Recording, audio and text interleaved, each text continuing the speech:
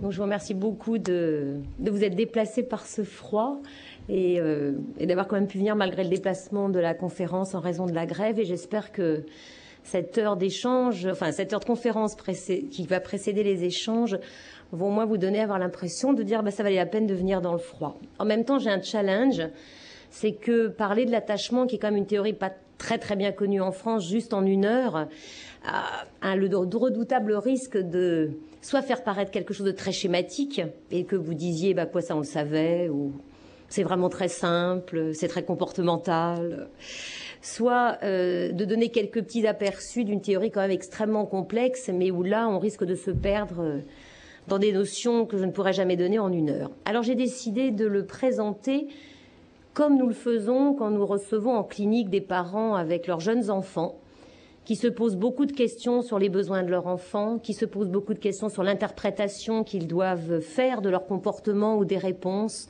de quels besoins ils doivent satisfaire.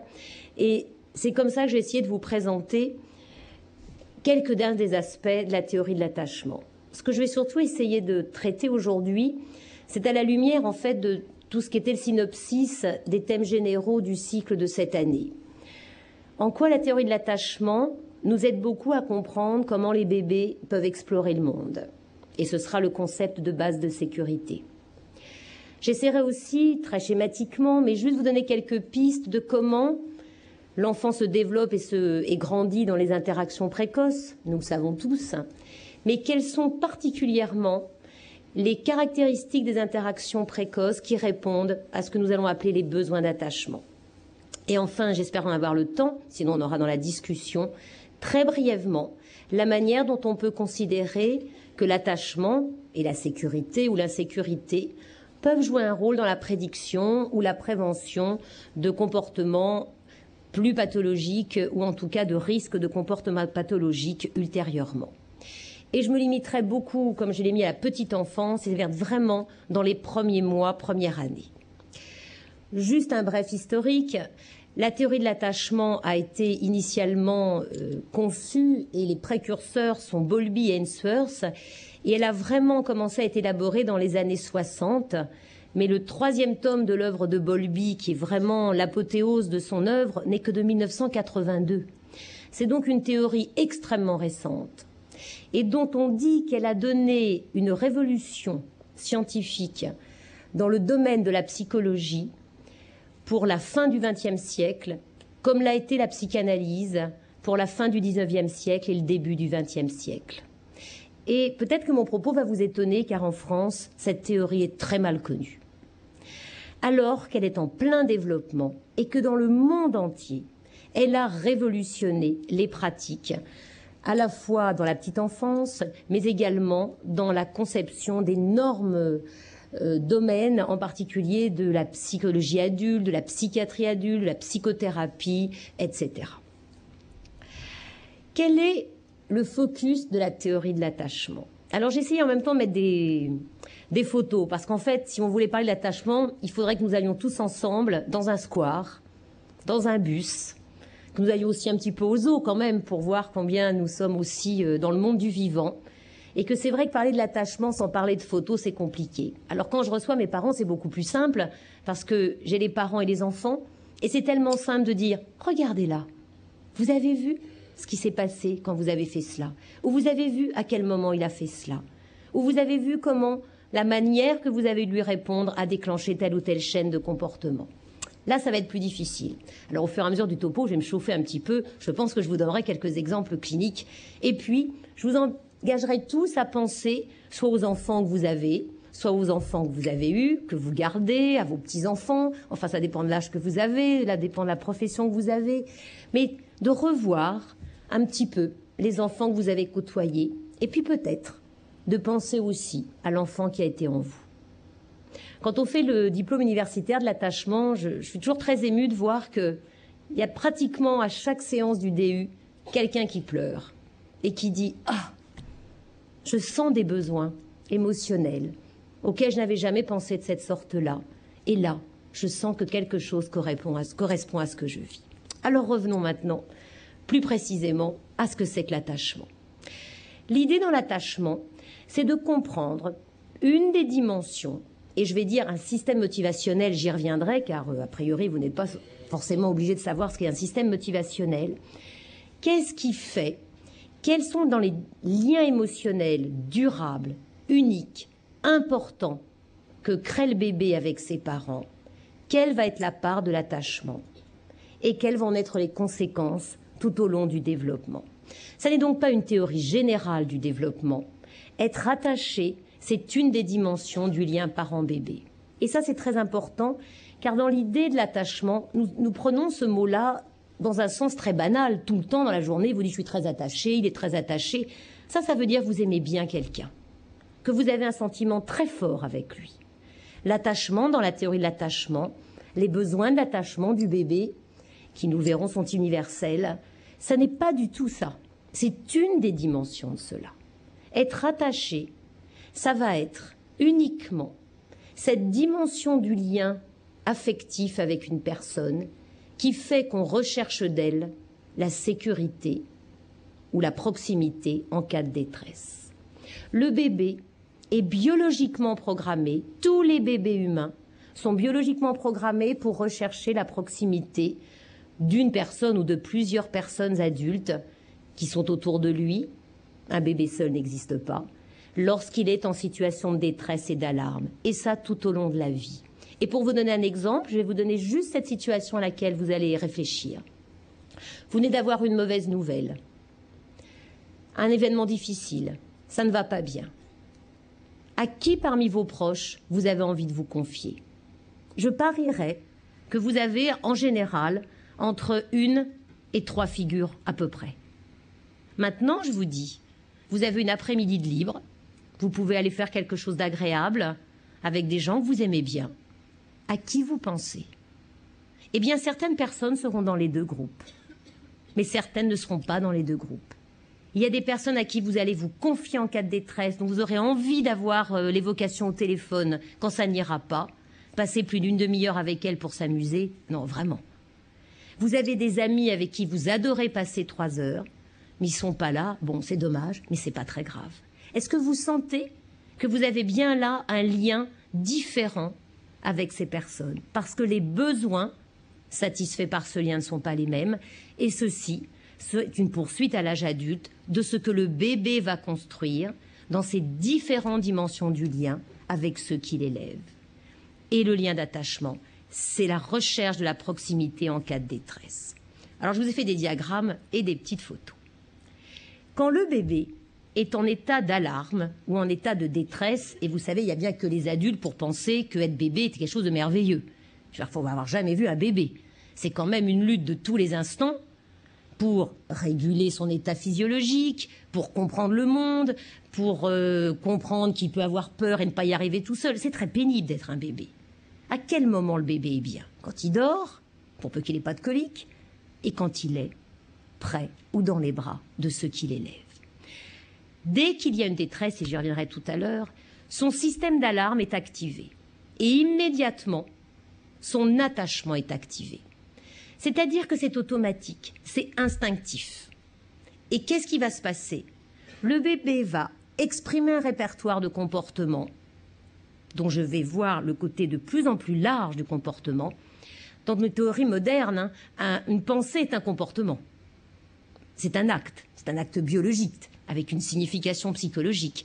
Mais les comportements vont de plus le plus physique jusqu'au plus le mentalisé, comme l'espèce humaine est la seule à savoir le faire. Qu'est-ce que fait le bébé quand le système d'attachement est activé? Ça, personne ne le sait.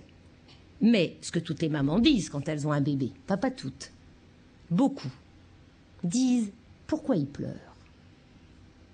Alors comme je dis, quand la puéricultrice dit « c'est pour faire ses poumons », ennuyeux. Il ne pleure pas pour faire les poumons. Le bébé, il pleure et il est programmé. Les bébés qui ne pleurent pas, c'est très ennuyeux, c'est pas bon signe en termes de développement personnel, neuropsychologique. Le bébé a tout un répertoire. Au début, quand il est bébé, c'est pleurer, crier, qui font quoi? Qu'est-ce qui se passe quand un bébé pleure? Normalement, donc c'est à peu près la majorité des cas dans la vie de tous les jours, dans les populations générales, un adulte arrive. Un adulte arrive pour rétablir la proximité. Parce que le bébé ne fait pas grand-chose. Quand l'enfant est plus grand à 12 mois, et tous ceux qui ont un bébé entre 18 mois et là vont bien rigoler, ce bébé koala, glu, timbre-poste, ce bébé qui vous suit tout le temps, lui, il peut marcher. Quand ça va pas, qu'est-ce qu'il fait? Il peut pleurer, il peut crier. Et qu'est-ce qu'il fait aussi? Il s'approche de vous pour rétablir la proximité quand ça ne va pas. Qu'est-ce que fait aussi le bébé de 12 mois quand vous le mettez à la crèche le matin et que ce jour-là, il n'a vraiment pas envie de vous laisser partir? Et donc, alarme, on y reviendra. Qu'est-ce qu'il fait? Il s'accroche. Le bébé, à partir d'un certain âge, s'accroche. Et plus vous essayez de le poser, plus il s'accroche. Tous ces comportements ont comme résultat d'établir la proximité, soit qu'ils amènent la personne qui s'occupe du bébé près du bébé, soit que le bébé amène la proximité. Et que font vos grands adolescents quand d'un seul coup ils ont un grand coup de cafard, qui vous ont pas parlé depuis 3 semaines? Ah, vous, j'avais dit je ferais que la petite enfance. Ça fait rien, c'est juste pour vous sentier. Qu'est-ce qu'ils font? Ils ont le portable. Et le portable, c'est quand même un comportement de rétablissement de la proximité. Et vous-même, quand il y a un énorme problème, qu'est-ce que vous faites? Vous pensez à votre figure d'attachement principale. Déjà, ça vous apaise. Qu'est-ce qui se passe? C'est que l'adulte vers qui l'enfant envoie ses signaux, l'enfant a d'ailleurs d'autres signaux en même temps. Parce que, vous savez, les adultes, parfois, ils sont occupés. L'enfant pleure, il répond. Et puis l'enfant pleure plus, on va voir, ils peuvent ne plus répondre. Alors l'enfant a un autre répertoire. Et vous savez que le pouvoir magique d'un bébé, c'est s'il vous regarde ou s'il sourit. Qui peut résister au regard d'un bébé? Personne. Le bébé a aussi des comportements qui vont maintenir la proximité. C'est-à-dire comme si le bébé disait d'abord tu réponds, j'ai besoin, on verra toute la réponse du parent, et je ne te lâcherai pas tant que j'ai besoin de toi. L'adulte donne la proximité et le réconfort par rapport à ses besoins d'attachement. Tous les adultes ne le font pas, mais normalement dans la population générale, qu'est-ce que vous faites quand un bébé pleure? Vous faites « Ah ». Il fallait me regarder là, parce que sinon c'est comportemental. Vous faites « Ah ». Si un bébé pleure et que vous faites « Ah », vous n'avez pas forcément connu la théorie d'attachement, vous savez déjà qu'il y a un problème. On y reviendra. Parce que ce système qui vous fait répondre à ces besoins, c'est aussi un système qui est biologiquement programmé. Mais je vais revenir sur la complexité des systèmes motivationnels. Alors c'est ça le problème de l'attachement. Je passe mon temps à dire « Ah mais je vais y revenir, ah mais je vais vous parler de ça ». Parce que c'est toujours une interaction. Qu'il y a toujours une interaction entre ce qui vient du plus profond de notre mémoire génétique et ce qui est le plus sophistiqué en interaction psychologique. C'est une interaction permanente entre ce qui vient du bébé et ce qui vient de la personne en face. Et je vais donc passer mon temps à dire « Ah mais je vais y revenir », etc. J'en suis désolée pour le propos, mais j'arrive pas à faire autrement, où il faudrait qu'on ait quatre écrans en même temps. Quand l'adulte répond, le système d'attachement du bébé s'éteint. L'enfant n'a plus ses comportements de demande de proximité et on va le voir, il va aller vers d'autres tâches et d'autres intérêts. Alors là, une petite diapositive dense. C'est important cette notion parce que c'est la révolution scientifique de la théorie de l'attachement. C'est lorsque Bowlby a décidé que pour mieux comprendre les besoins du bébé et de son développement, il fallait que nous nous attachions aussi à se servir des autres modèles du vivant et de se servir de la compréhension d'un certain nombre de lois du développement du vivant en inscrivant l'homme dans le monde du vivant. Ça, c'est une révolution scientifique et ça a été l'apport de l'éthologie. En même temps, la théorie analytique ne pouvait pas servir d'éthologie puisqu'elle n'existait pas à l'époque de Freud. N'oublions jamais qu'une théorie, pour se développer, se sert des théories existantes. Et dans 50 ans, je ne sais pas ce qui se dira par rapport à l'attachement. En tout cas, l'idée de ces systèmes d'attachement, systèmes de soins parentaux qui répondent aux besoins d'attachement, systèmes motivationnels, c'est un concept issu de l'éthologie. L'idée, et là les théories évolutionnistes le confirment, si ces systèmes s'expriment toujours dans les espèces humaines actuelles, c'est qu'ils contribuent à la survie de l'espèce. Alors là, en général, ça commence à faire glurp. Parce que parler de la psychologie de l'enfant, quand je commence à vous parler de la survie de l'espèce, vous n'êtes pas obligé de me suivre. Et pourtant, quelle révolution! Car à partir du moment où on commence à réfléchir sur les besoins de l'enfant, en termes de quelque chose qui va être nécessaire pour son développement, et la réponse de l'adulte en quelque chose qui va être encore plus optimal pour son développement, avec l'idée que l'enfant devienne adulte, puisse avoir ensuite des enfants, il y a l'idée à ce moment-là d'une puissance du vivant et d'une puissance de l'adaptatif. La théorie de l'attachement, et c'est pour ça que moi je l'aime beaucoup et que je crois que les parents le sentent quand on peut leur dire les mots pour ceux qui n'ont pas le savoir intuitif, c'est qu'on ne culpabilise pas, on ne critique pas, on ne dit pas c'est pas bien, on dit vous n'avez pas pu faire autrement.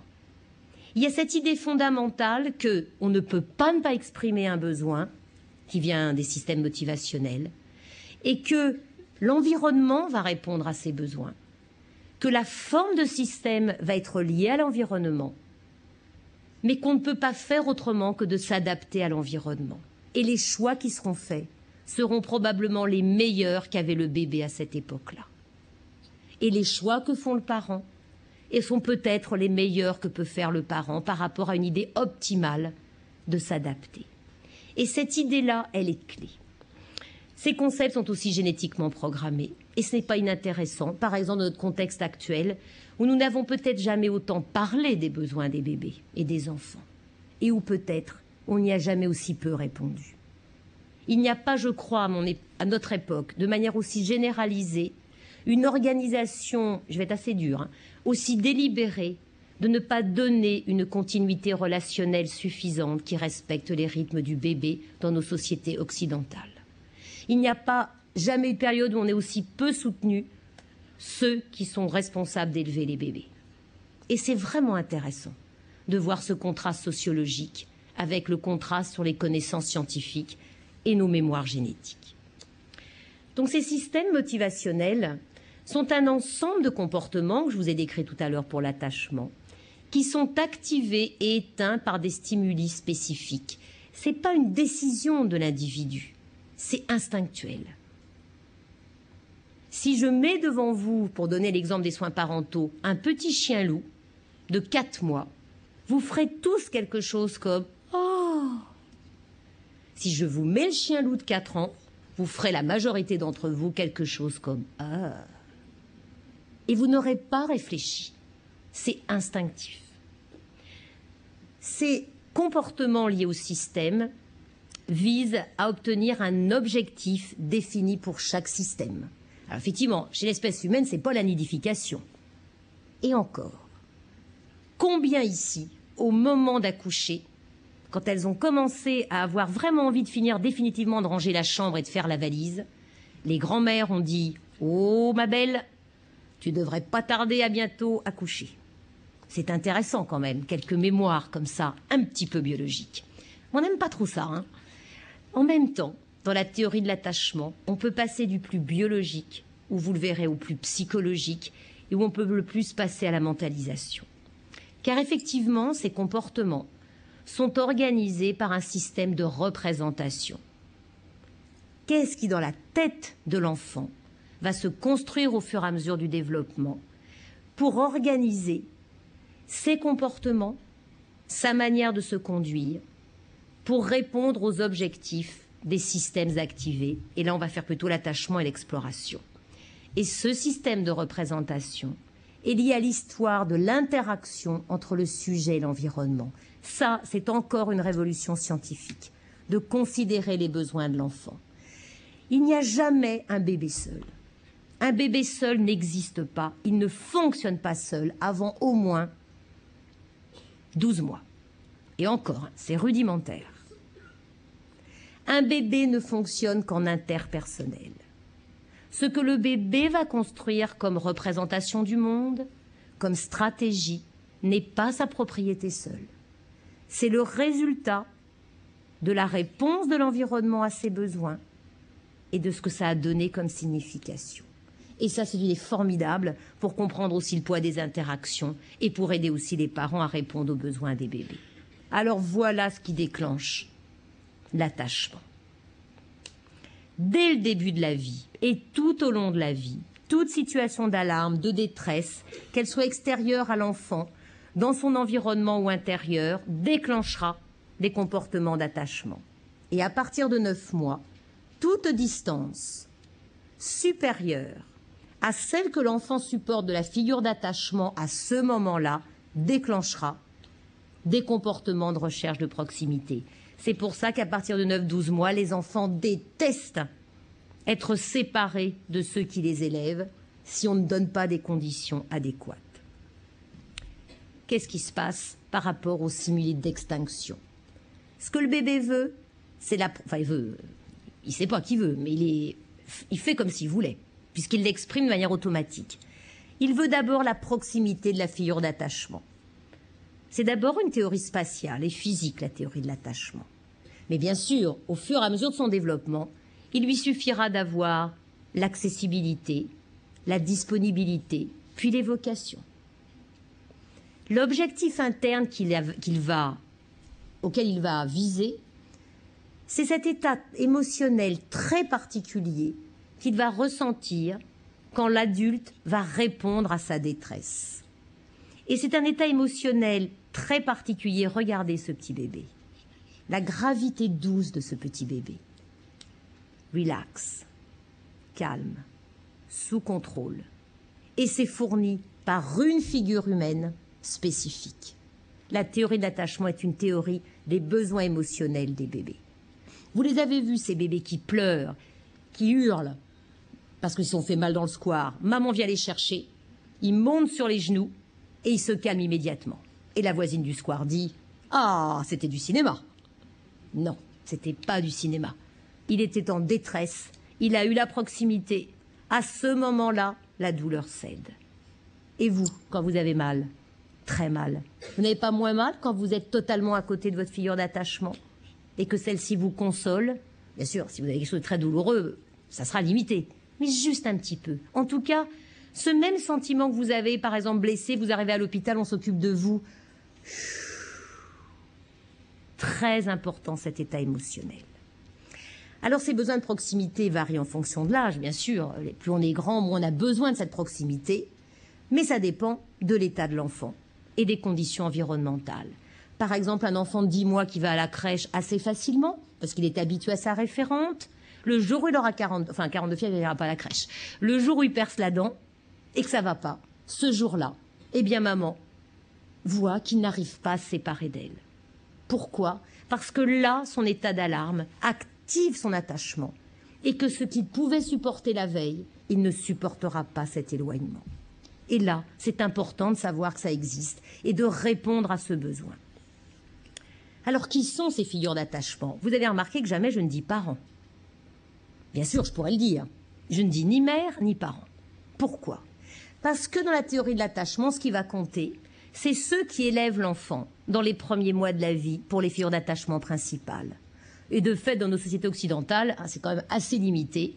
Il y a une mère, ça en général quand même, comme on dit. On est pratiquement sûr que la seule personne là, quand un bébé naît, c'est la mère. Et c'est quand même, la majorité des cas, celle qui élève l'enfant les premiers mois le plus longtemps.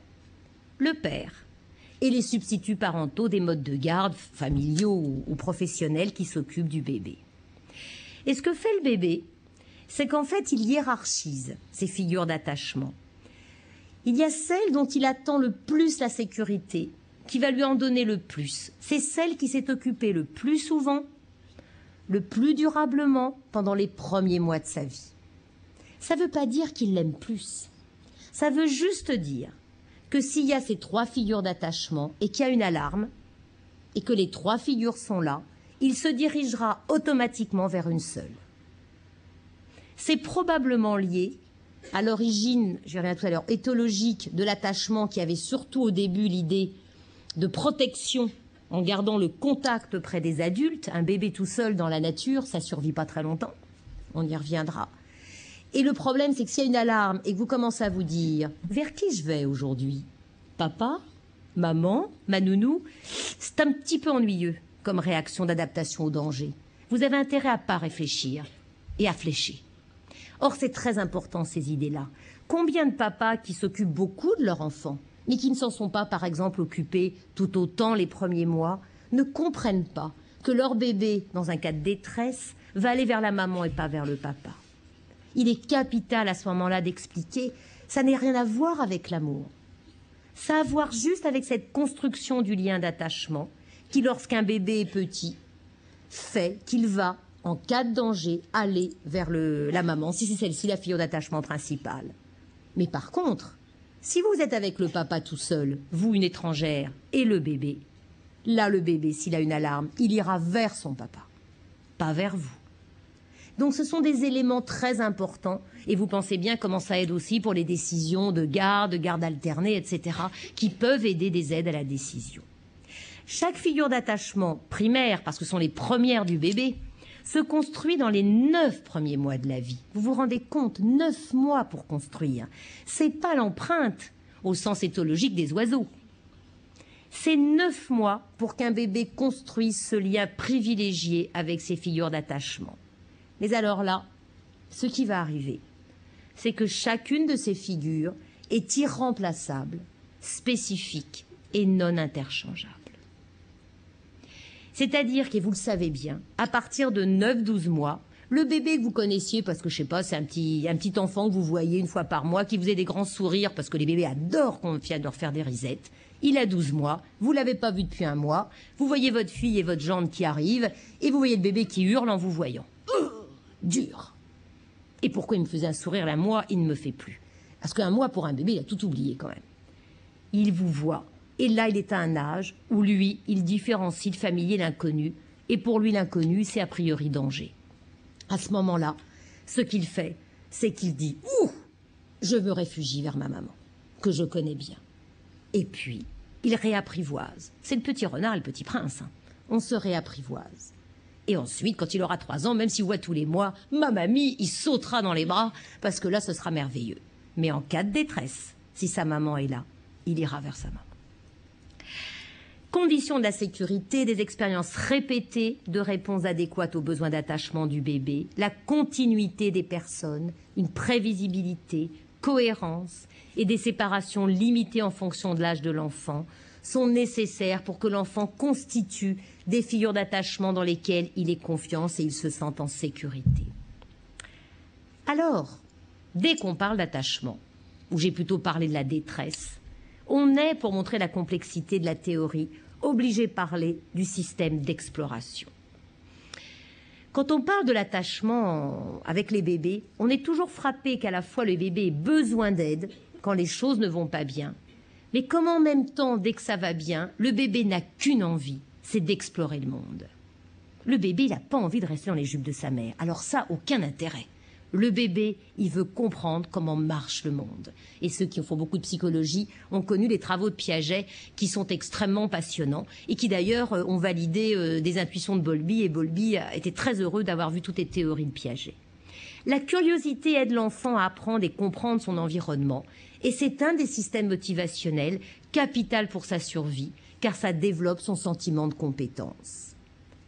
Et en particulier, ce système se développe à partir de 6-9 mois. Légèrement décalé par rapport à l'attachement, si vous me suivez. Puisqu'à 9 mois, l'enfant a plutôt l'idée qu'il a une figure unique et que s'il est trop loin de la figure d'attachement, pour son état, il ne va pas être très content, il va vouloir rétablir la proximité. Quelle chance! La vie est bien faite, si l'on pense en termes de survie. Car lorsque le bébé commence à crapahuter, ceux ici qui ont le Terrible 2, vous savez, le 18 mois explorateur, avec ses changements importants, moteurs, cognitifs, dans la communication, le bébé découvre la marche. Et il est heureux, hein? À moi le monde.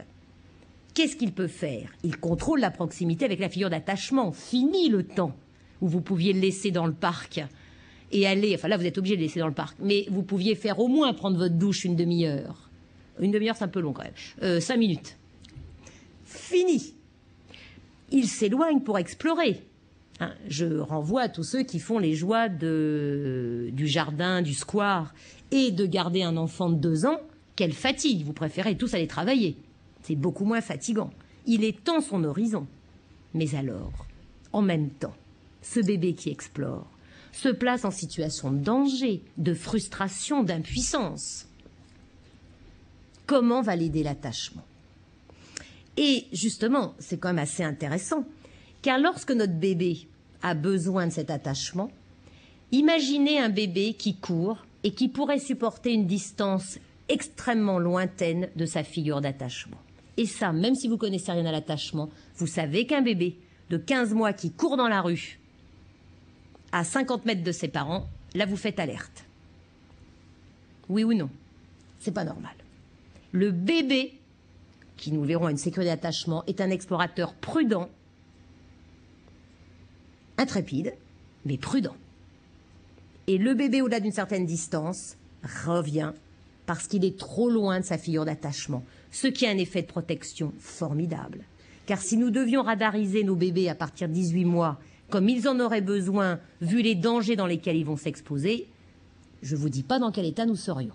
Et je ne suis pas sûre qu'on y arriverait. Finalement, dans cette articulation exploration-attachement, il va y avoir là encore quelque chose qui non seulement développe les compétences du bébé, mais dans une zone de développement optimal qui est toujours finalement, que ce soit du fait des parents ou du fait du bébé, dans une zone de protection.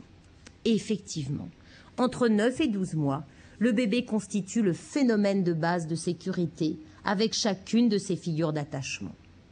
Il résiste aux séparations de la figure d'attachement et il aime maintenir la proximité quand il est en état d'alarme. Il utilise la figure d'attachement comme une base pour explorer et il se tourne vers la figure d'attachement pour chercher du confort et du soutien. Et regardez les deux figures maternelles, c'est tout à fait différent. La base de sécurité, je suis sur ma mère comme le porte-avions avant de m'en aller, à moi le monde. Dans le deuxième cas, regardez l'orientation. Je suis orientée vers la figure d'attachement qui doit m'aider à réguler mon état d'alarme. Là, commencez pas à me divertir l'attention, dit le bébé. C'est pas de ça dont j'ai besoin. L'attachement, bien loin d'interférer avec l'exploration, la stimule. La confiance dans la disponibilité de la figure d'attachement constitue une sorte de tremplin pour affronter les challenges. Et pour la théorie de l'attachement dans les besoins du développement du bébé, c'est le développement d'une vraie autonomie. J'adore cette phrase et j'aime beaucoup la dire aux parents, sur ceux qui ont une histoire d'autonomie un peu compliquée. La vraie autonomie, c'est savoir ce qu'on peut faire tout seul, mais savoir aussi quand on a besoin d'aide. Et c'est ainsi qu'on a ce qu'on appelle le cercle de sécurité, dont on sert beaucoup en clinique. La maman là-haut en base de sécurité. Le bébé, à moi le monde. Hein. C'est la majesty de baby. Enfin, vous savez, c'est ce bébé triomphant qui découvre comment le monde marche, qui sent enfin ses capacités. Manque de peau, c'est un petit lapin, là, je ne sais pas si vous le voyez bien. Et il vient de se faire mordre. Qu'est-ce qui se passe? J'ai besoin que tu m'aides, que tu me réconfortes. Et il faut là que l'adulte réponde. Et c'est cette base de sécurité qui donne ce mouvement absolument flexible, souple, de réponse à ces besoins d'attachement et d'exploration et qui donne, on verra cette sécurité, une vraie autonomie du bébé. Alors, comment répond le parent au bébé? Cette dimension, ce qu'on appelle le caregiving, je ne peux pas le traduire et je ne le traduirai pas. C'est donner des soins au bébé dans les dimensions d'attachement. Mais soins, ça fait médical, donc on gardera caregiving, j'en suis désolée.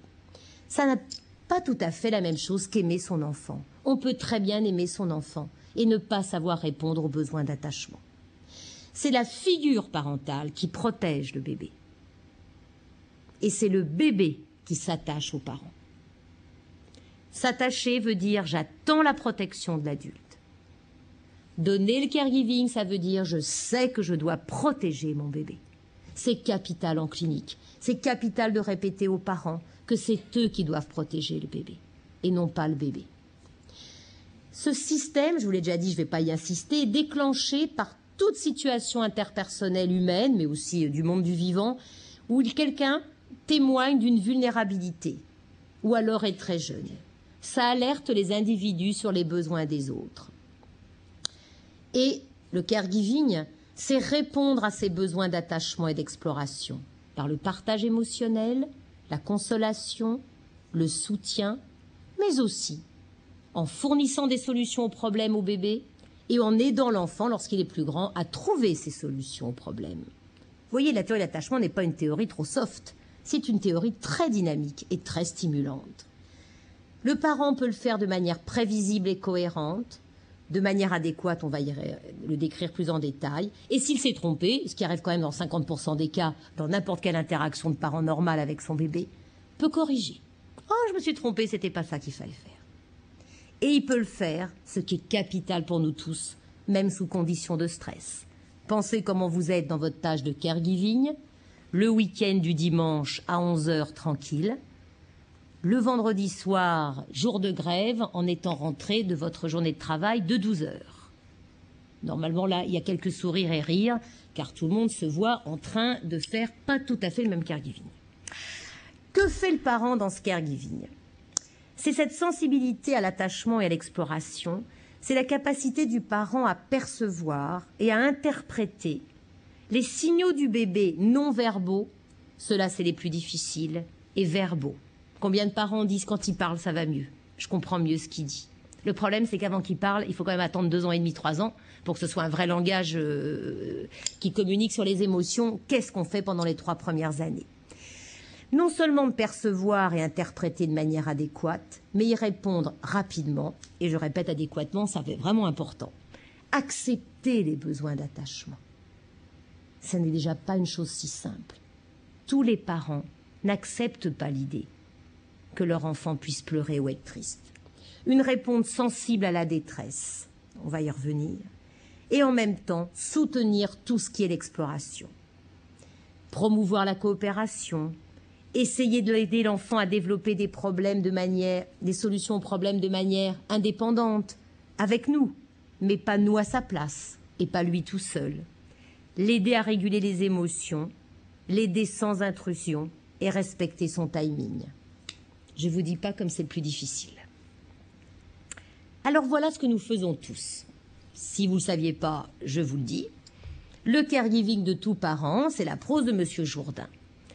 Vous percevez qu'un enfant voit un signal de détresse. Et vous le savez en clinique, tous les parents ne peuvent pas percevoir un signal de détresse. Tous les parents, un enfant qui pleure, ne vont pas dire « Oh, il pleure, il est triste ». Certains parents diront « C'est du cinéma. Il fait ça que pour m'embêter. Vous voyez bien qu'il est en colère. » Je suis sensible. Sensible, c'est « je vais y répondre ». Tous les parents, quand un enfant voit un signal de détresse, ne pourront pas répondre de manière sensible. Je contiens et je partage. Je contiens et je partage, comme ça j'aurai une diapositive, mais je vous la remontrerai rapidement, c'est je vais pouvoir transmettre à mon enfant que je sens ce qu'il ressent, mais que moi je n'en suis pas submergée et que je peux continuer de penser à ce qui va aider mon enfant. Et pour cela, je me mets à réfléchir. Qu'est-ce qui fait pleurer mon bébé? Qu'est-ce qui fait pleurer un bébé? Qu'est-ce qui m'aurait fait pleurer quand j'étais bébé?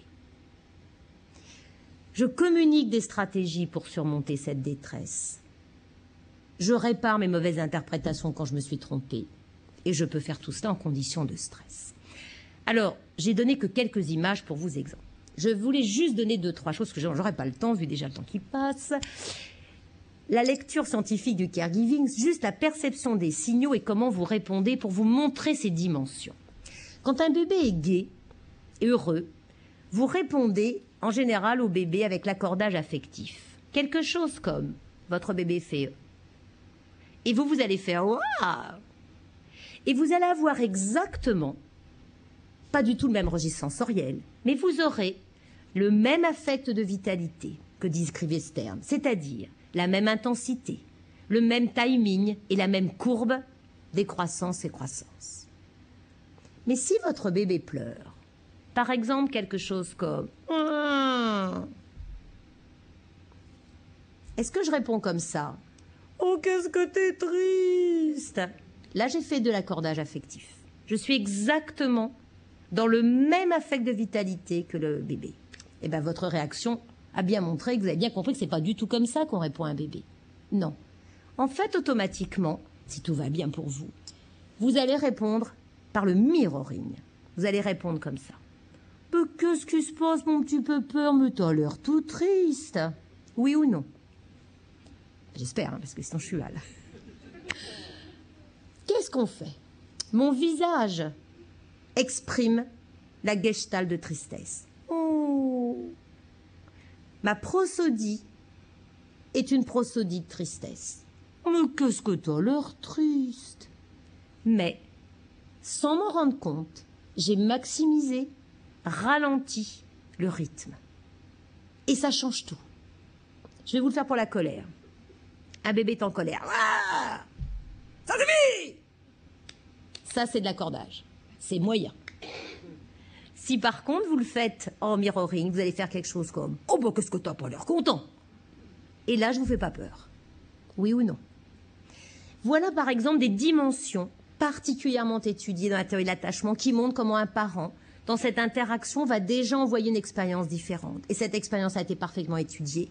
Elle donne au bébé une résonance, mais qui est même dans les circuits biologiques, il y a maintenant des connaissances extraordinaires, où le bébé a quelque chose qui est très important. Je sens que tu sens ce que je ressens. Mais toi, visiblement, ça ne te fait pas le même effet. Donc, tu m'aides. Ce qui donne au bébé une expérience fascinante de je peux contenir mes émotions négatives et ne pas en être désorganisé.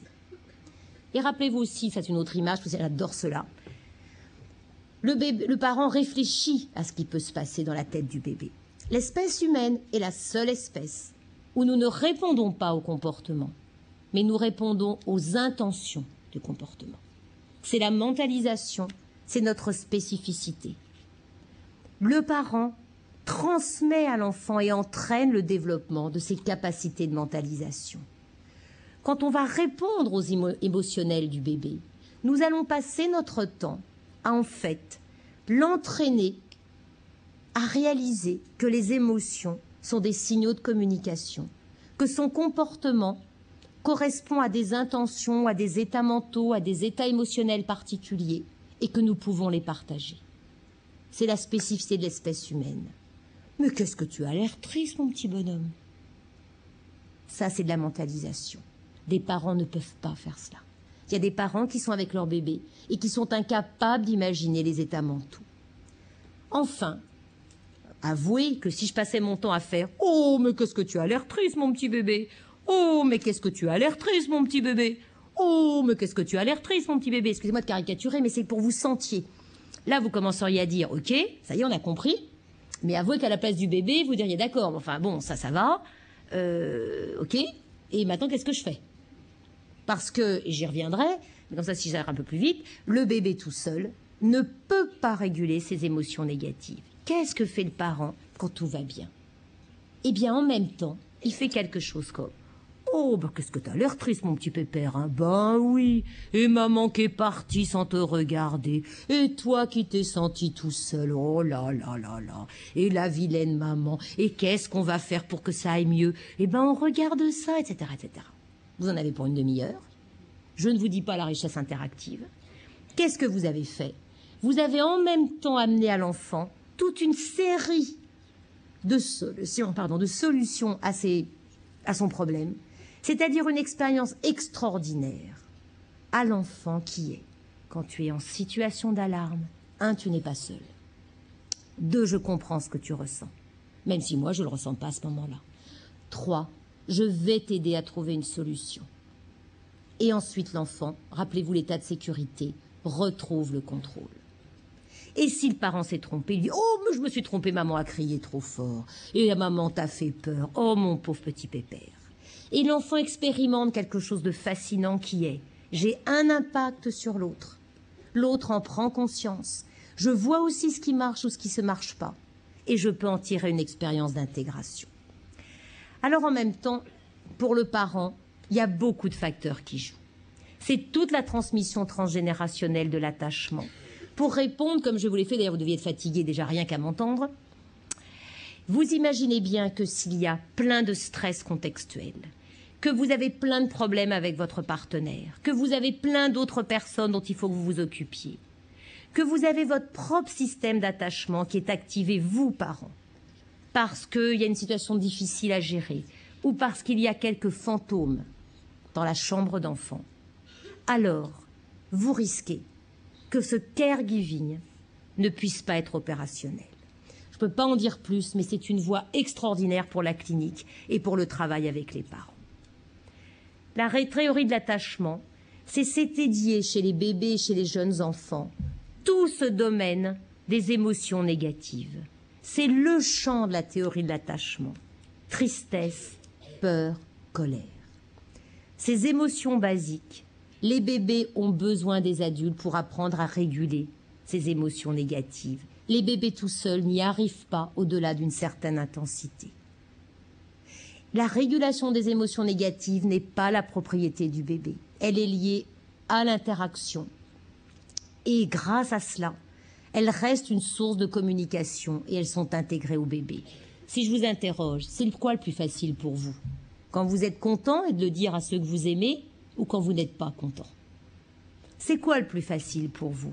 Quand vous y arrivez bien ou quand vous n'y arrivez pas et qu'il faut demander de l'aide? Pourquoi? Parce que tout ce qui est positif, vous n'avez pas eu besoin des adultes qui vous élevaient pour le réguler. C'est votre propriété. Bon, c'était quand même un plus quand les adultes interagissaient. Mais ce n'était pas eux qui vous aidaient à le supporter. Alors que les émotions négatives, quand nous avons été bébés, nous auraient désorganisés, auraient menacé notre survie s'il n'y avait pas eu les adultes pour nous les aider à réguler. Plus tard, cela devient notre propriété. Mais la base est interpersonnelle. Et dans le développement, d'ailleurs, si je vous interroge, pensez à vous-même en état de grand stress. Fonctionnez-vous exactement comme lorsque vous n'êtes pas en état de stress? Et quelles sont vos stratégies? Alors, dans 60% des bébés, à 12 mois, les bébés ont un lien sécure. C'est cet équilibre, exploration, attachement, cette recherche d'aide quand ils n'y arrivent pas, cette autonomie. Ces relations, parce qu'a priori, si tout continue comme cela, est plutôt une source de bonnes prédictions de développement dans leur capacité d'autonomie, cognitive, des relations sociales proches, d'empathie. Vous devez bien vous douter que ça a à voir avec tout ce que le bébé a appris dans ses relations. Mais parfois, l'environnement ne répond pas de manière adéquate, c'est-à-dire qu'il protège l'enfant. Il ne suscite pas de peur, mais il ne répond pas aux besoins de l'attachement. Et là, l'enfant, il faut qu'il s'adapte. Est-ce que vous sentez que lorsque l'attachement est activé, rappelez-vous, il ne peut pas l'éteindre a priori tout seul, il a besoin de l'environnement. Mais si celui-ci ne répond pas de manière adéquate, que fait l'enfant de 1 an ou de 6 mois? Il ne va pas dire, ça ne va pas du tout, tu n'as pas été écouter la conférence de Madame Guédenay, tu es complètement nul. Il ne va pas faire comme l'ado qui dit, non mais c'est pas vrai, je vais aller chercher quelqu'un d'autre. Il ne va pas faire comme vous après 30 ans de thérapie en disant, ah mais maintenant je commence à comprendre pourquoi ma pauvre maman elle faisait ça. Ou mon petit papa il faisait ça. Non. Le bébé est totalement immature, totalement dépendant. Il va falloir trouver des stratégies et il va prendre sur lui, avec des moyens quand même très limités, parce qu'il est tout petit. Finalement, c'est lui qui va répondre à ses propres besoins, si l'environnement ne répond pas. Ou il va maximiser les chances que l'environnement réponde. Et par exemple, juste comme ça, quand l'environnement, chaque fois que le bébé pleure, dit « c'est assez culturel, hein, c'est pas pathologique ». C'est des stratégies adaptatives pas inintéressantes du tout. Allez, t'es grand, tu vas pas pleurer. Et que l'enfant comprend que dès qu'il pleure, c'est plutôt allez, t'es grand. Et que lorsqu'il est gai et que tout va bien, c'est oh, t'es génial, mon petit bonhomme. Qu'est-ce que vous voulez, l'enfant, il est pragmatique. Lui, il lui faut de la proximité, il lui faut du lien. Il s'adapte. Les bébés, par exemple, peuvent développer des stratégies évitantes qui ont comme but je ne manifeste pas, je ne demande pas et je ne perçois pas en moi-même tout ce qui serait de l'ordre des émotions négatives. Comme ça, il n'y a pas de problème. Je ne perçois pas, c'est de la défense, parce que le corps, si vous faites par exemple les indices de stress, c'est maximum. Le problème, c'est que c'est pas mal comme autonomie, mais c'est pas terrible pour la lecture des émotions intimes. Dans d'autres cas, l'environnement répond et plutôt très bien, mais c'est un peu imprévisible. Tantôt maman est disponible, ou tantôt papa, c'est comme vous voulez. Tantôt il l'est pas. Et le bébé, il dit mince, quand j'ai besoin, ça répond peut-être. Qu'est-ce que fait le bébé? Il met la sirène d'alarme en hauteur. C'est ces bébés qui maximisent les besoins d'attachement et qui obtiennent ainsi l'attention de leur figure d'attachement. Mais en même temps, quand la figure d'attachement répond, le bébé dit « Quand même, hein, c'était un petit peu vache de ne m'avoir pas répondu la dernière fois. Alors je te dis toute la colère que j'ai que tu m'aies pas répondu. » Et ces interactions que vous voyez souvent dans la vie de tous les jours, vous avez l'enfant qui hurle, la maman qui le prend, elle lui tape dessus, eh ben tu veux pas être dans mes bras, elle le pose, l'enfant hurle, etc. Et ça fait des spirales assez pénibles. Alors que le bébé sécure, vous avez un sentiment de vous dire « Qu'est-ce que j'aimerais bien être à la place de ce bébé ?» Cette insécurité de l'attachement limite les potentialités de développement optimal. Mais c'est pas un trouble, c'est pas de la pathologie, c'est pas de la vulnérabilité. C'est juste que c'est des stratégies adaptatives un petit peu moins optimales pour le développement. Alors notre attachement, il contribue à la survie de l'individu, protection. Souvent les détracteurs de l'attachement disent quelle idiotie ce truc-là, enfin attendez, ça allait au temps de la préhistoire. Mais enfin la protection physique avec la proximité physique, quelle idiotie. Ah bon? Quelle est la phrase qu'on dit le plus souvent à Paris à un enfant de 18 mois, 2 ans, dans la rue? 1. Donne-moi la main. 2. Tu cours pas plus loin que maman a décidé. Les prédateurs, il y en a partout. L'attachement aide aussi à la régulation psychophysiologique. J'ai pas trop le temps d'en parler là, c'est des voies de découverte sur la psychosomatique extraordinaires. Toutes les mamans ici ont dû le faire, même si elles l'ont pas dit au pédopsychiatre, que quand leur bébé de 20 mois était très malade, elles ont dit au papa, tu vas coucher à côté parce que moi je voudrais surveiller mon bébé. Elles ont pris le bébé, elles l'ont mis sur le ventre, et comme ça, il a dormi.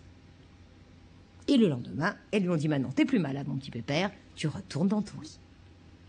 Par exemple, les hospitalisations mère-enfant, c'est basé sur ça.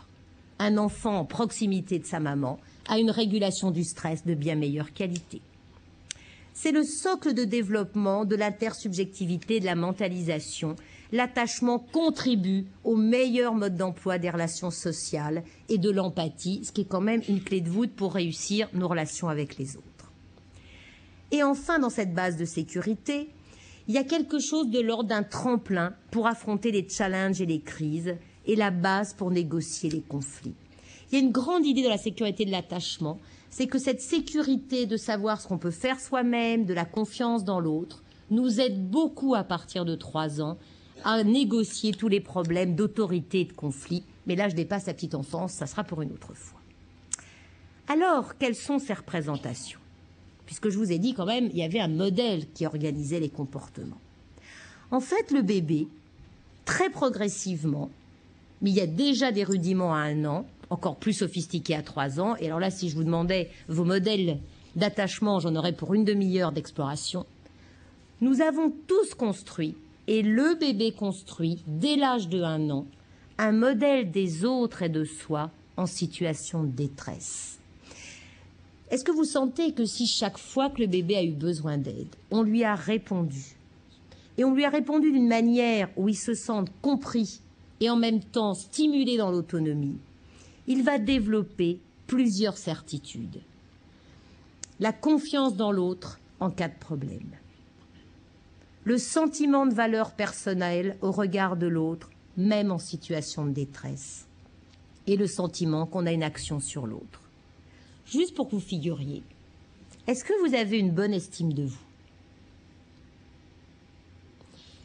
Est-ce que votre estime de vous, si elle est bonne, est-elle bonne lorsque vous avez tout réussi? Ou est-elle bonne même quand vous n'y arrivez pas? Est-elle bonne sous le regard de n'importe qui?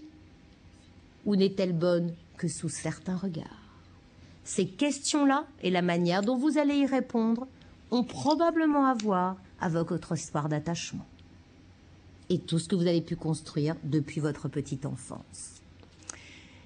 Et donc ces modèles, je vais passer plus vite parce que j'en ai déjà parlé, sont formés à partir de l'histoire de l'interaction. Et juste par contre la spécificité pour comprendre, pour l'intérêt pour l'enfant, c'est que si par exemple l'enfant construit quelque chose comme « je ne dois pas percevoir la tristesse » pour l'évitant, c'est pas que la tristesse c'est bien ou pas bien, ça serait un sens moral, c'est beaucoup plus tardif comme acquisition.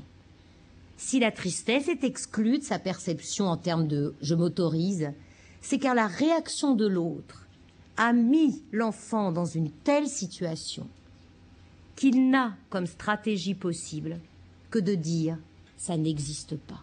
Est-ce que vous voyez la différence avec peut-être ces concepts auxquels vous êtes plus... en France, on est plus habitué, le concept de l'identification projective ou du clivage, où ce qu'on ne veut pas admettre, c'est quelque chose où on ne serait pas content parce qu'on n'aime pas l'image. Non, là, c'est pas c'est bien ou pas bien. C'est qu'à cause de la réaction de l'autre, nous n'avons pas trouvé d'autre stratégie, par exemple, que d'exclure de notre perception quelque chose qui n'était pas autorisé et que nous n'avons pas pu éteindre avec l'autre. Voilà par exemple le modèle du Sécure. Cela ne va pas. j'ai le droit de ressentir que cela ne va pas. Je vaux la peine d'aller mieux. Je peux supporter de chercher pourquoi je souffre. Il existe des personnes à l'extérieur qui pourront supporter de me voir allant mal ou vulnérable, ou dans le besoin de réconfort ou d'aide, sans indifférence, ni rejet, ni rétorsion. Ce sera moins difficile si j'ai cette aide pour explorer pourquoi je vais mal et pour trouver des solutions. Ça, c'est pas le bébé d'1 an qui fait ça. Mais le bébé de 3-4 ans, il commence. Le bébé de 7 ou 8, l'adolescent, l'adulte. L'évitant. C'est une image, hein, je suis un peu schématique. Je ne ressens jamais la tristesse.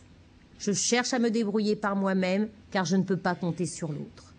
Je porte mon attention sur tout ce qui m'éloigne de la perception de ma détresse. Je ne demande jamais rien, je ne compte que sur moi-même. Là, je pense que certains noms ont dû dire « Oh, ça me ressemble ». Résistant ambivalent. Je ne sais jamais si je peux compter sur les autres. Ils sont tellement imprévisibles et donc décevants. Je me sens tellement dans le besoin des autres et tellement en colère contre eux de ce qu'ils m'infligent comme déception. Je me concentre seulement sur la manière dont je peux attirer leur attention, mais je n'ai plus de disponibilité pour explorer et je sais que je ne peux rien faire par moi-même. Alors, pour terminer vite, si vous avez encore 2 minutes de courage, juste pour donner quelques éléments sur insécurité de l'attachement et risque psychopathologique. L'attachement est juste un facteur de risque qui, avec d'autres facteurs de risque, accroît le risque de psychopathologie. C'est tout. Ça n'est pas un facteur de risque en soi s'il n'y a pas d'autres facteurs de risque. Et voilà, par exemple, par rapport aux troubles du comportement, tous les facteurs qui jouent dans l'idée d'un trouble possible du comportement. Attachement insécure, l'adversité dans la famille avec au niveau le plus environnemental, caractéristiques tempéramentales du bébé, et toutes les attitudes éducatives plus ou moins adéquates des parents. Ce qui est intéressant, c'est que les relations précoces avec ceux qui s'occupent de nous, les caregivers, le CG que j'ai écrit en sigle, c'est que probablement ces actions sont multiples. Il y a probablement une influence sur le développement du cerveau, en particulier dans ces expériences de sécurité et de résonance émotionnelle. Les études actuellement en imagerie sont fascinantes, car on a des ponts entre tout ce qui se passe au niveau le plus relationnel, le plus sophistiqué dans les interactions précoces, et ce qui se passe dans le cerveau. La relation d'attachement va servir comme fondation dans l'autorégulation. L'attachement joue une base capitale pour la régulation du stress. Et la régulation du stress joue un rôle capital dans les possibles troubles du comportement. Et en même temps, va jouer un rôle dans l'idée de chercher de l'aide. Voilà d'ailleurs la diapositive. L'enfant, en même temps, acquiert des modèles. Lorsqu'il voit des parents qui répondent de manière sécurisante, l'enfant développe lui aussi des capacités d'interaction comportementale. Et il a des représentations du monde qui vont plus ou moins faciliter ou pas le problème de troubles du comportement. Je me rappelle toujours comme un exemple, un enfant qui avait cogné très fort sur un autre enfant. Et quand on lui avait demandé « mais qu'est-ce qui s'était passé ?» L'enfant avait dit « mais il est venu avec moi avec son ballon, donc c'était un ennemi. » Est-ce que vous voyez là quel est le style représentationnel qu'a construit cet enfant pour que lorsqu'un enfant arrive à un ballon, l'enfant interprète a priori que c'est une situation d'attaque. L'attachement n'explique pas tout, mais il est pratiquement sûr que cet enfant n'a pas dû avoir beaucoup de relations sécurisantes pour qu'a priori, quand quelqu'un vient avec lui, il se sent plutôt menacé que dans une relation de confiance. 80% des sujets dans les populations cliniques psychiatriques d'enfants ou d'adolescents ont des attachements insécures, alors qu'en population générale, c'est 30%. Bien sûr, c'est une prédiction modérée. Aucun phénomène psychologique ne contribue d'une manière majeure à expliquer un phénomène ultérieur. C'est la complexité de l'espèce humaine. La prédiction, elle est toujours en termes de trajectoire probabilistique.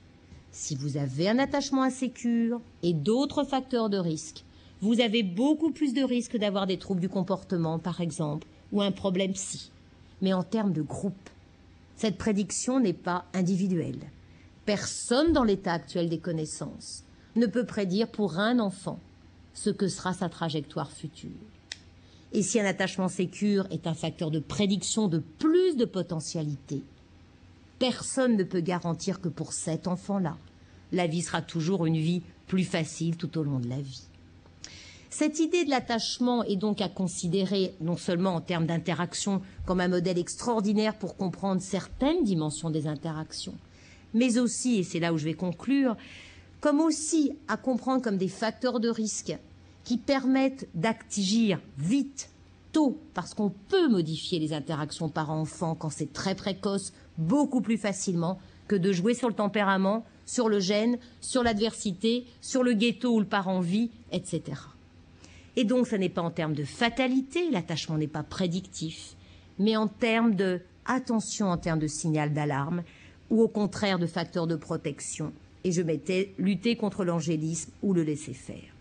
Et je termine sur ces belles images d'attachement d'un enfant en pleine sécurité, avec sa maman ou avec son papa, et qui nous quitte pour aller explorer le monde. Je vous remercie de votre attention.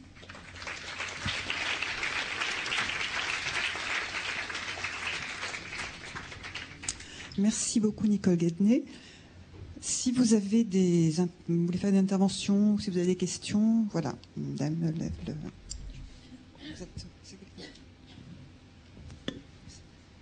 Tout d'abord, je tiens à vous remercier. J'ai trouvé votre conférence hyper intéressante.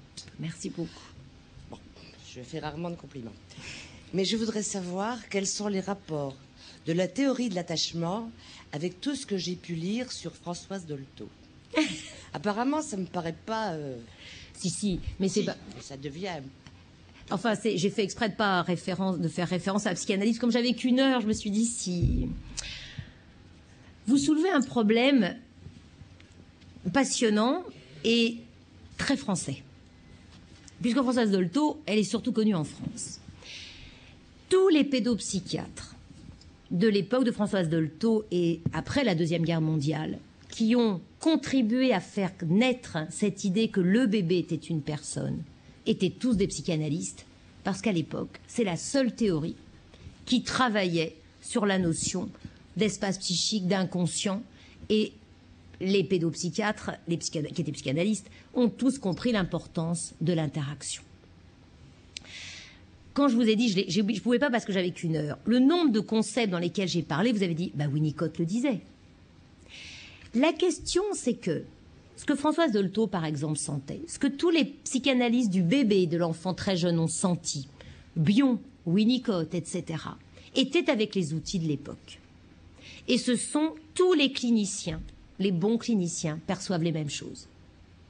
Et ils ont théorisé un certain nombre de choses avec les théories de l'époque. La question, c'est que depuis, il y a de nouvelles connaissances. Et que si les phénomènes cliniques restent toujours les mêmes, et Dolto avait des intuitions qui restent extraordinaires, l'optimisme de Winnicott, si ce n'est pas un modèle interne de sécure, je ne sais pas ce que c'est. Le problème, c'est qu'à un moment, du Dolto, vous ne pouvez plus transmettre. Vous faites du Dolto, vous voyez ce que je veux dire? Mais par exemple, transmettre Dolto à quelqu'un qui est un jeune, vous n'y arrivez pas. Transmettre du Winnicott à un jeune étudiant en psycho, vous répétez les concepts, mais vous ne transmettez pas. Pas facilement. Vous transmettez des métaphores. L'intérêt des nouvelles théories, attachement, intersubjectivité, approche des neurosciences, ce sont des nouveaux outils. Et là, on arrive à des grandes discussions qui sont quand même typiquement franco-françaises. Je ne suis pas très langue de bois, donc vous m'excuserez. Qui deviennent idéologiques. Les normes, je vous ai dit très très subtilement, j'ai dit la théorie d'attachement est mal connue en France. J'étais très dans l'euphémisme. Elle a été tabouisée en France, il faut quand même dire les choses. Myriam David, qui est la seule Française avec Geneviève Appel, pour ceux qui connaissent un peu la pédopsychiatrie, les deux seules Françaises à avoir travaillé avec Bowlby et qui ont imprégné ce qu'elles ont essayé de faire dans la protection de l'enfance avec Bowlby, disaient, si nous citions Bowlby, nous étions exclus de la conférence.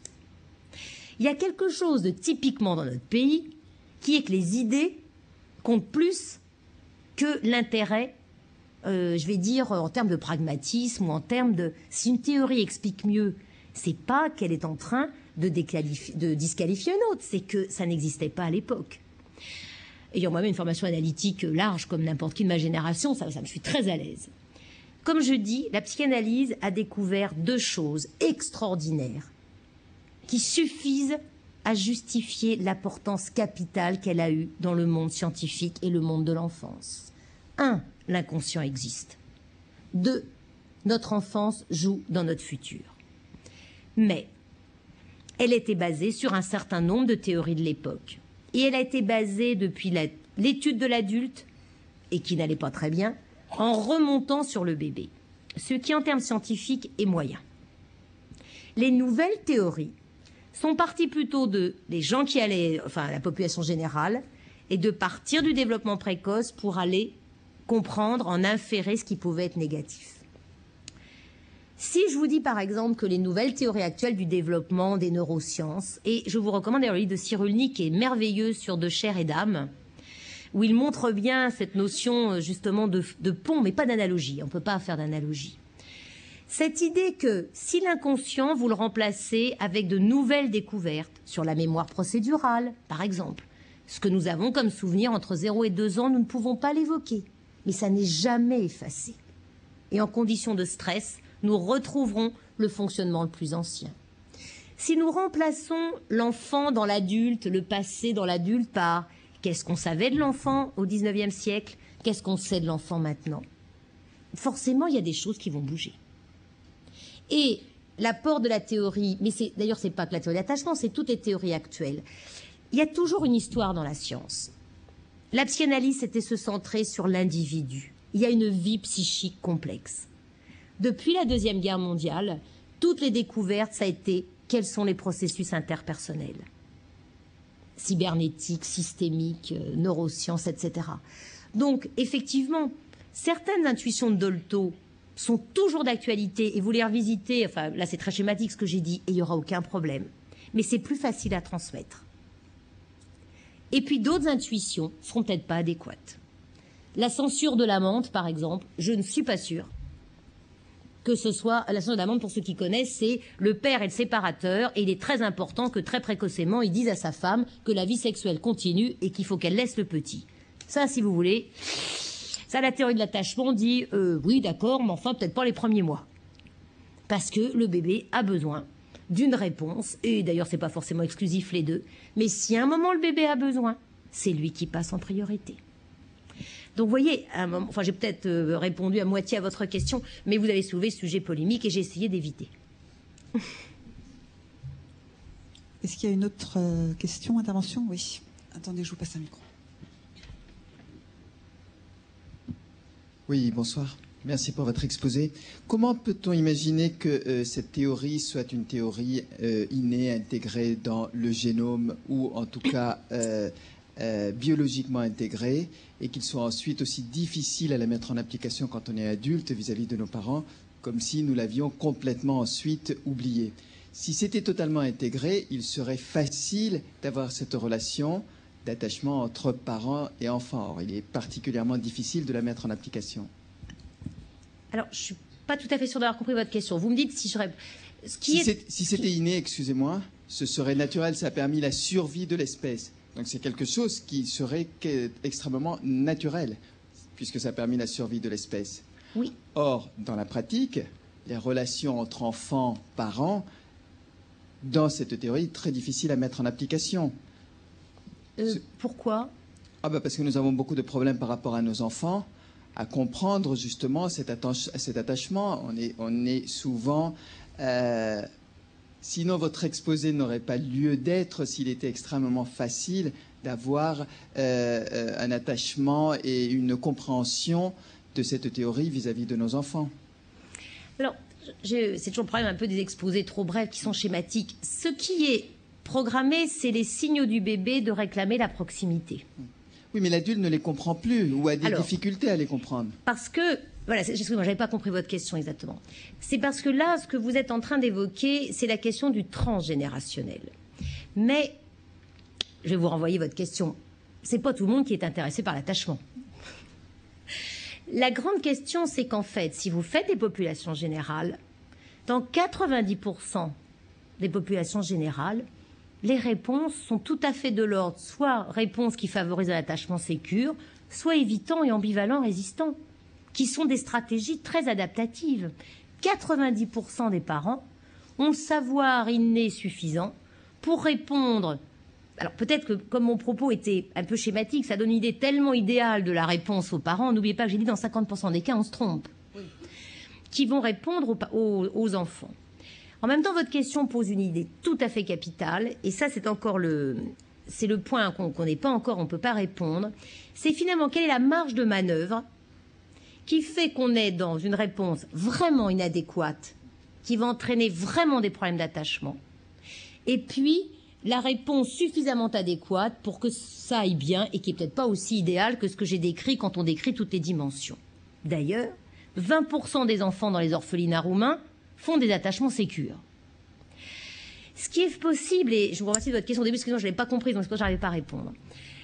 En fait, tout ce que j'ai évoqué sur la manière dont le parent répond à l'enfant, si on fait toutes les études, cette sensibilité, ça explique à peu près 25% du phénomène de sécurité d'attachement. Ce qui est énorme en prédiction psychologique, mais qui n'est pas 100%. Ce qu'on a aussi beaucoup de mal en clinique, il y a une grande différence entre la population générale et une population clinique. Clinique, c'est juste des gens qui disent « je sens que j'y arrive pas, j'aurais besoin d'aide, je me pose des questions ». En population clinique, en général, on répond assez facilement bien à peu près à tous les domaines. Plus on est dans des interactions transgénérationnelles compliquées, plus on a des strates très compliquées. Population générale, vous avez beaucoup plus de chances que le papa sécure épouse une maman sécure, et s'ils sont dans un milieu à risque modéré, et un bébé plutôt doué, et ça va aller bien. Si vous avez un attachement insécure, vous avez plus de chances d'avoir quelqu'un qui a un attachement insécure, et ça va complexifier.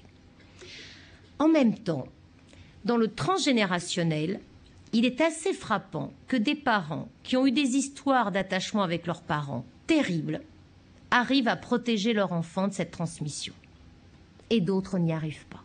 Et on est encore tout au début de voir quels sont les facteurs qui vont répondre ou pas. Il est fort possible aussi que, rappelez-vous toujours le 50% d'erreurs, ce qui est probablement très différent pour nos enfants, c'est la manière dont nous répondons pas adéquatement, mais enfin raisonnablement, et la manière quand nous répondons en les effrayant. Je vais vous donner un exemple. Il y a un saut en termes d'attachement entre les parents qui ne répondent pas forcément adéquatement, mais qui gardent une marge de manœuvre assez... on n'explose pas.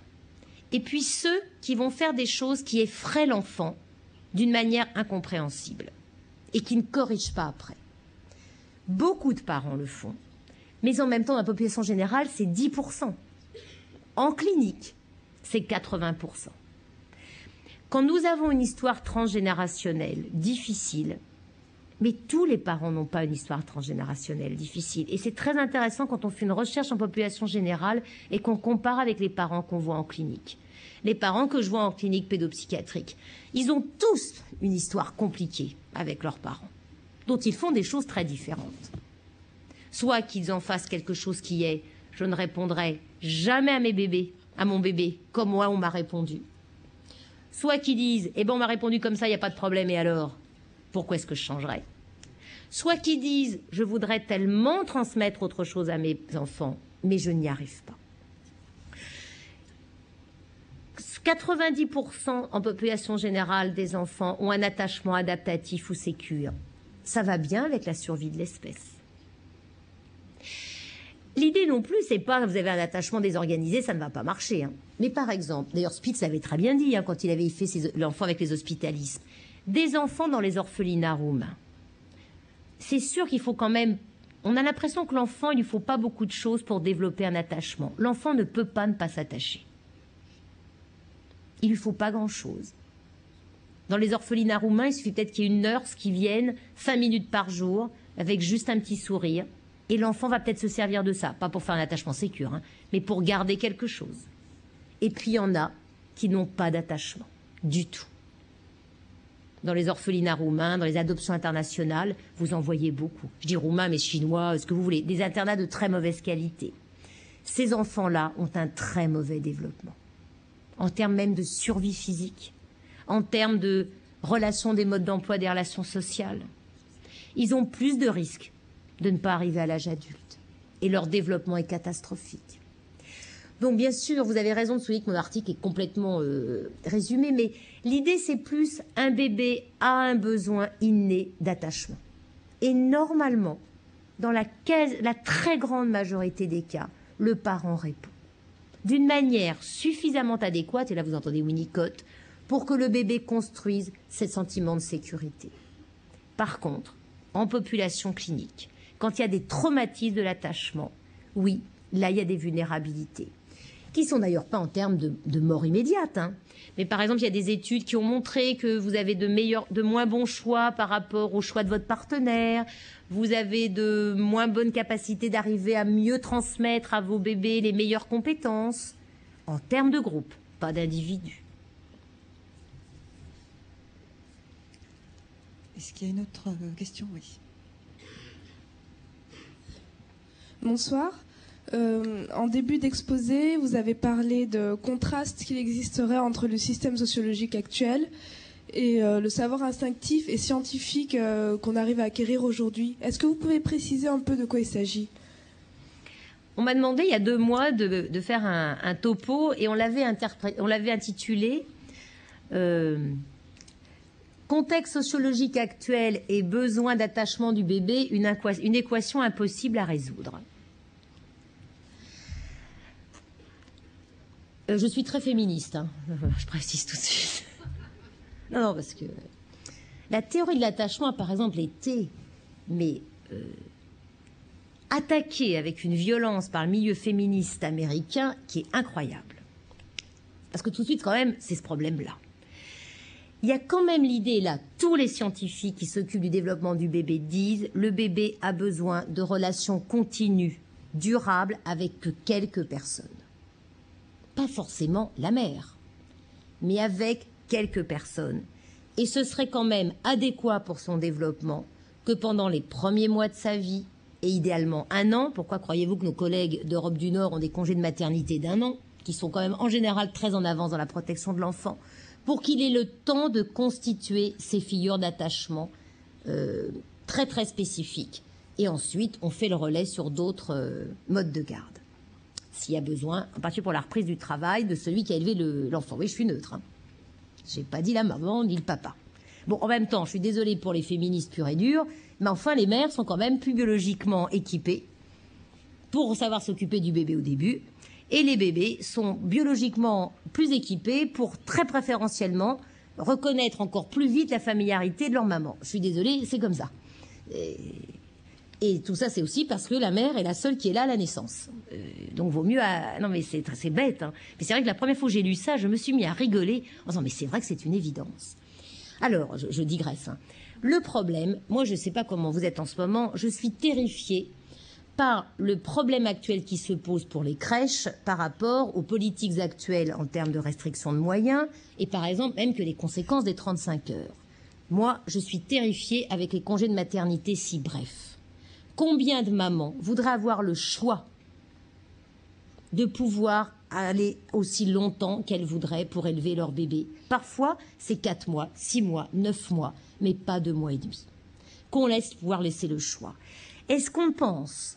Parce que bien sûr, on dit les bébés, ils n'ont pas besoin de tellement de choses. Finalement, 1 heure de bonne relation, ça suffit pour un bébé. D'accord.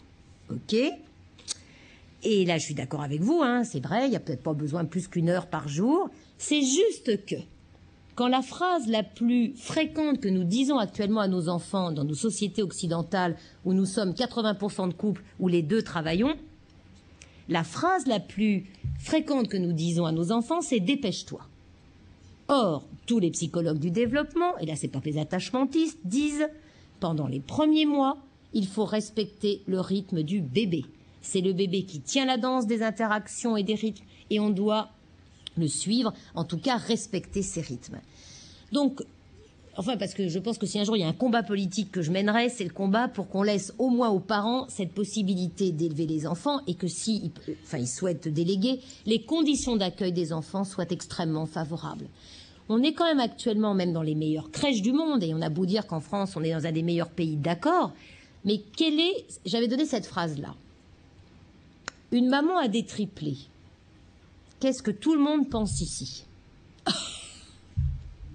Oui, on est d'accord. Et tout le monde va dire, faut de l'aide. Quel est le ratio d'adultes pour les enfants en crèche? Il est de 1 à 5 à 1 à 8 pour les enfants qui ne marchent pas. Comment ça se fait que ce phénomène-là ne dérange personne, alors que le premier vous a fait tous sursauter? Donc voilà pour moi les problèmes qui se posent. Il vaut mieux dire qu'il y a des problèmes pour trouver des solutions, que de dire il n'y a pas de problème puisqu'il n'y a pas de solution. Ce qui est une stratégie protectrice normale, mais qui, je pense, ne fait pas avancer le schmilblick. D'ailleurs, vous voyez, tout de suite, je commence à m'enflammer, parce que c'est quand même vraiment une question d'antinomie, de refus, je crois, de considérer. Vous vous rappelez mon petit schéma où j'ai mis tous les facteurs qui jouent sur le caregiving, que quand on a la tâche d'élever un enfant, celui qui l'a doit avoir les conditions pour pouvoir le faire de manière satisfaisante. Les conditions actuelles de soutien aux familles, surtout dans la société occidentale, où il n'y a pas beaucoup d'aide, il n'y a pas beaucoup de familles élargies, il n'y a pas beaucoup de soutien matériel, tout le monde travaille dans des conditions pas toujours faciles. Je ne parle pas de ceux qui travaillent 5 heures par jour, à 20 minutes de leur mode de travail, avec la nounou à plein temps, qui n'est pas elle-même maltraitante. Vous voyez, bon là, ok, ça va. Mais ça n'est pas le cas.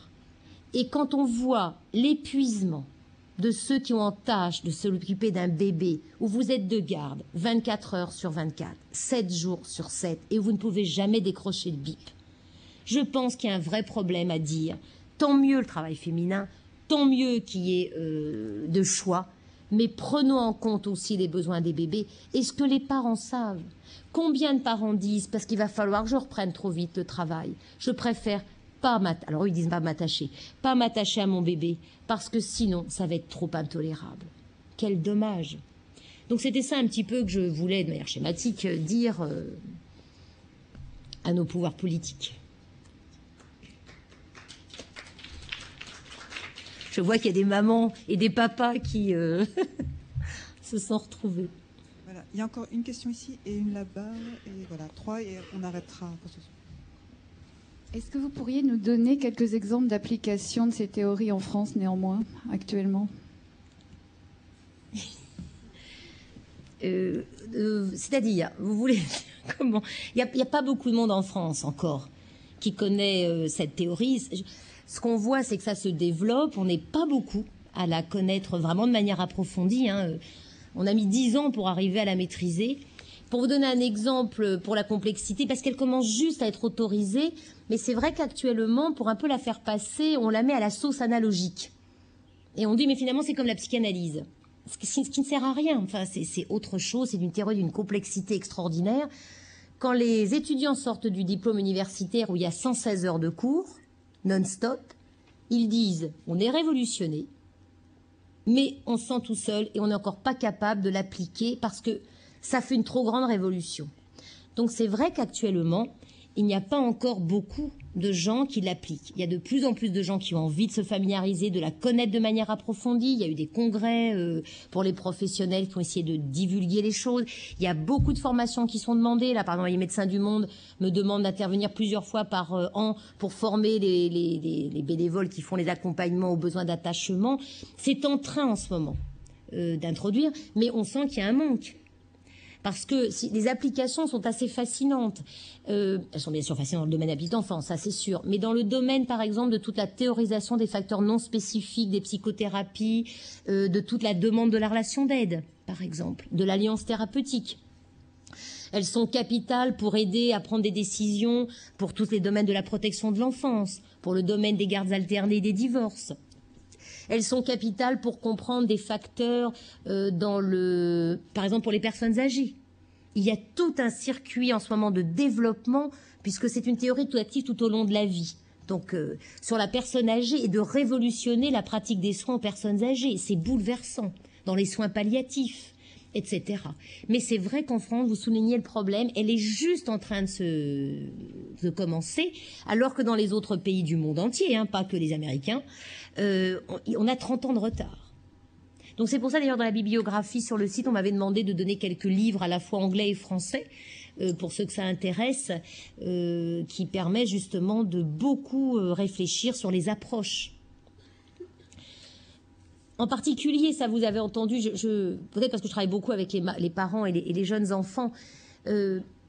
Alors, comme j'ai toujours, on est toujours là à dire, ah bah oui, les parents, on passe une vidéo de parents avec un enfant en France, quand même. On est tous là à voir ce qui va pas bien. Et c'est terrible parce que avec les mamans et les papas, c'est toujours trop ou jamais assez. Enfin, ça va jamais, de toute façon. Il y a quelque chose là qui est insupportable. Et dans nos pratiques de théorie de l'attachement ou de théorie du développement, parce que là, c'est plus que l'attachement, c'est la psychologie développementale, c'est toujours a priori penser que les gens font le mieux. Et pour vous donner une image de comment ça change la pratique, c'est une image que j'aime bien raconter, parce que ça a été un bouleversement pour moi. Et d'ailleurs, j'ai donné le livre de Freiberg aussi à lire qui a été traduit en français. C'est une dame qui m'a dit un jour, avec beaucoup de courage, hein, parce qu'il faut le dire, je la connaissais depuis 1 an, elle me dit... Vous savez, en fait, je bats mon enfant qui avait 4 ans avec une pantoufle quand vraiment il est trop difficile. Effectivement, vous savez, battre un enfant avec une pantoufle de 4 ans, notre époque, c'est moyen. Donc j'ai fait glurp et je commençais dans ma tête à me dire, oh là là là là là là, la protection de l'enfance, qu'est-ce qui va se passer? Et là, grâce à l'attachement, à la théorie, grâce à la psychologie du développement, grâce à des gens comme Selma Freiberg, j'ai posé une question que je n'aurais jamais posée avant. Et je lui ai dit, mais pourquoi avec une pantoufle? Ce qui quand même surprend. Et à ce moment-là, la dame, très émue, me dit, vous savez, enfin vous en doutez, et d'ailleurs en général quand je raconte ça comme ça, comme exemple aux parents, il faut toujours donner notre savoir aux parents, il y en a toujours, ceux qui savent pourquoi elle a dit ça, c'est toujours des parents qui ont été maltraités. Et bien sûr, la dame me dit, quand j'étais petite, mon père me tapait avec une ceinture de cuir, et vous savez, avec le médaillon de fer. Et ça faisait tellement mal que je me suis juré que ça, jamais je le ferai à mon petit. Alors une pantoufle, c'est plus doux. Ah, si vous voyez la différence. Parce que là, c'est possible à ce moment-là de dire, mais mon Dieu, c'est extraordinaire que vous ayez pu, vous, justement, malgré la difficulté des relations avec vos parents, trouver en vous quelque chose qui fasse que vous sentiez qu'il ne faut pas faire peur au bébé trop. Mais votre enfant, c'est pas vous. Lui, il a eu d'autres choses de vous. Et si vous, alors que vous lui donnez tant, il y a des moments où vous perdez le contrôle et vous tapez avec la pantoufle, vous risquez de lui faire peur, comme vous avez peur. Et là, elle peut comprendre, sans avoir été jugée, sans avoir été critiquée. Parce que à l'adulte en face, on a dit, vous avez fait des choses formidables. C'est le caregiving. Et à l'enfant, avec son traumatisme d'attachement, dans le parent, on a dit, qu'est-ce que ça a dû être dur. Et là, alors, pour répondre à la question que vous m'aviez posée, si le parent peut toucher cette émotion-là, alors il verra celle de l'enfant. Et vous revenez à ce que j'ai décrit sur le mirroring, etc. Voilà des exemples de comment ça révolutionne la pratique. Donc, une question, je vous donne le micro.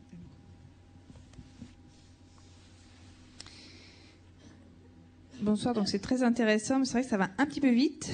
J'ai un peu eu du mal à me concentrer pour réfléchir en même temps, c'est vrai que c'est pas facile.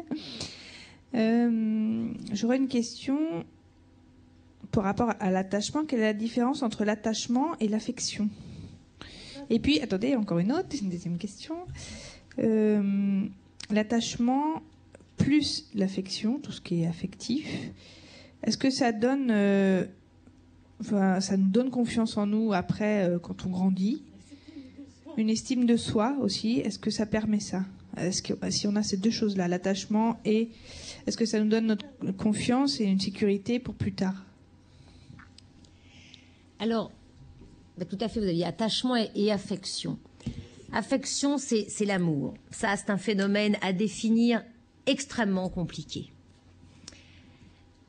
L'attachement fait un des liens de l'affection. Mais vous pouvez aimer très fort quelqu'un et ne pas savoir le protéger. Quand vous êtes avec des parents maltraitants, par exemple, que vous devez prendre une décision de placement d'un enfant, et que le parent dit « mais moi j'aime mon enfant », si vous lui dites pas « mais oui, je sais que vous aimez votre enfant, je n'en doute pas », mais que si vous ne savez pas le protéger alors qu'il est petit, là vous ne répondez pas à des besoins vitaux. Vous l'aimez, mais vous ne répondez pas aux besoins vitaux. Si on a besoin, par exemple, de placer votre enfant, c'est pas parce que vous l'aimez pas. C'est parce que vous ne pouvez pas répondre aux besoins de protection et qu'ils sont prioritaires. Vous avez des gens qui aiment leur enfant et qui disent « moi j'aime mon enfant et pour qu'il soit fort dans la vie, je lui donne 3 coups de martinet tous les soirs. Comme ça, il s'endurcit et dans la vie, s'en sortira. Parce que moi, c'est ce qui m'a sauvé. » Et ils aiment leurs enfants. Mais ils ne savent pas répondre aux besoins d'attachement.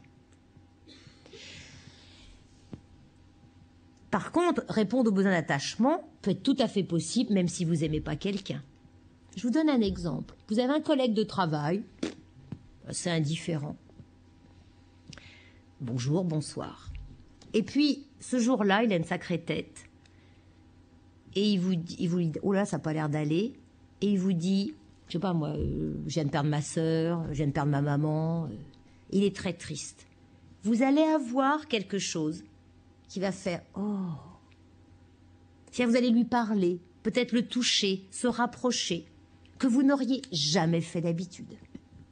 Parce que là, il y aura quelque chose de vulnérabilité qui déclenchera en vous un besoin de protection. Et peut-être que cette personne qui d'habitude ne demande jamais rien, là, elle aura besoin de dire, oulala, ça va pas.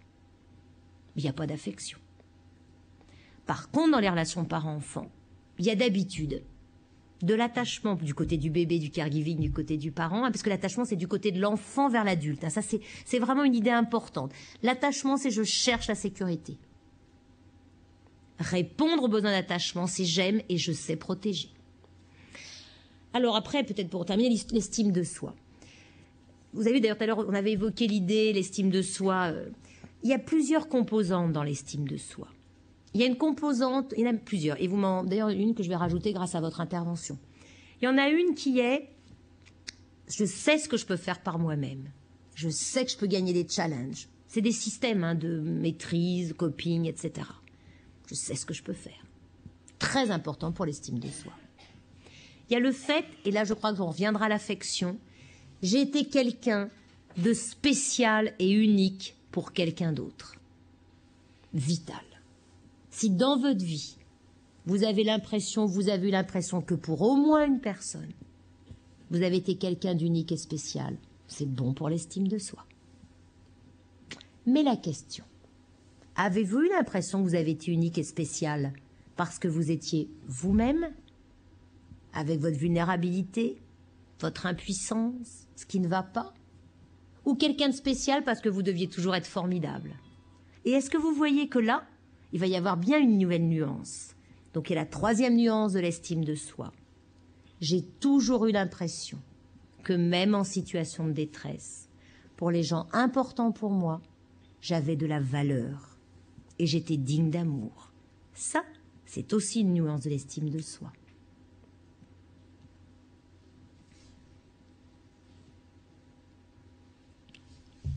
Voilà, donc on va prendre une dernière intervention. Bonsoir. Merci pour cette merveilleuse conférence. Merci à vous. J'aurais voulu savoir, s'il vous plaît, ce qu'il se passe lorsque la figure d'attachement change à la fin de la petite enfance, par exemple vers 3 ans, enfin quand l'enfant a déjà développé un peu d'attachement. Merci infiniment.